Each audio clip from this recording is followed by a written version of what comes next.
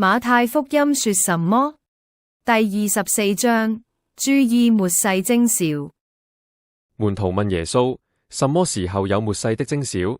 耶穌說：你們要小心，不要被人迷惑。那時將有假基督出現，戰爭、饑荒、地震，門徒受逼迫，這是災難的起頭。